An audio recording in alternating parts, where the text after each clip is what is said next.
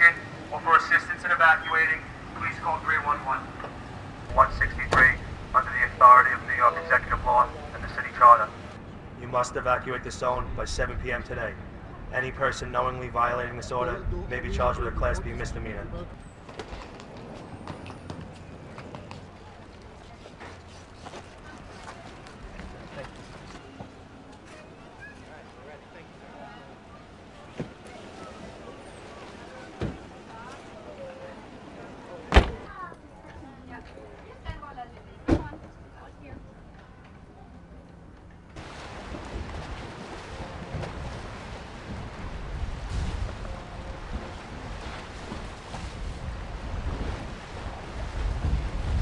Bonsoir Philippe Verdier. Pourquoi cet ouragan fait si peur ?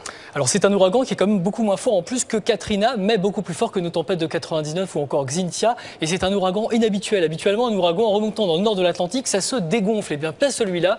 Il a récupéré une zone de pluie très active et donc c'est réalimenté. Il se situe en ce moment à 300 km des côtes qu'il va toucher dans le courant de la nuit. Et en marge de la zone d'intempéries en orange, on a des villes qui seront frappées par de dures conditions météo, notamment Washington dans le courant de la nuit. C'est Philadelphie qui sera au plus près de l'œil du cyclone et New York sera juste au nord avec des conséquences qui pourraient être beaucoup plus importante que l'année dernière lorsqu'Irène, le précédent cyclone qui avait touché New York, avait apporté donc des intempéries. On peut donc s'attendre à une surélévation du niveau de la mer de 3,50 m.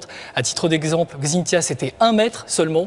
Et également des vents violents, dévastateurs à près de 150 km/h et des pluies diluviennes. Pour la seule journée de demain, on pourra avoir l'équivalent de 2 à 3 mois de pluie en temps normal. Voilà, et on suivra bien sûr tout ça de près. Merci Philippe pour ces précisions. L'eau n'était jamais montée aussi haut.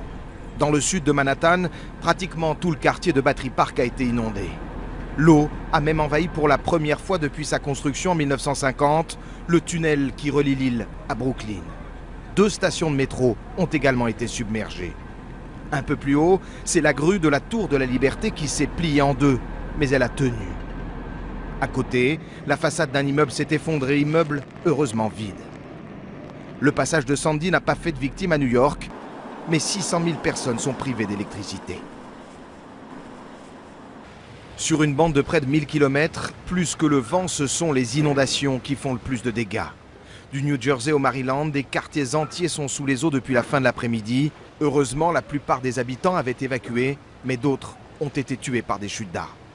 Washington aussi s'attendait au pire. Les vents et la pluie ont balayé la capitale pendant plus de 12 heures. Malgré le danger, il y avait bien quelques impatients pour se risquer à mettre le nez dehors. Je fais attention aux arbres, on ne sait jamais s'il y a les branches qui tombent, mais sinon ça va. Je pense pas que ce soit si dangereux. Ça fait 24 heures qu'on est enfermés. On est allé voir s'il n'y avait pas un bar ouvert. Très peu de dégâts dans la capitale, même près de la Maison Blanche. Derrière ces murs, Barack Obama suit toujours minute par minute le passage du cyclone devenu tempête.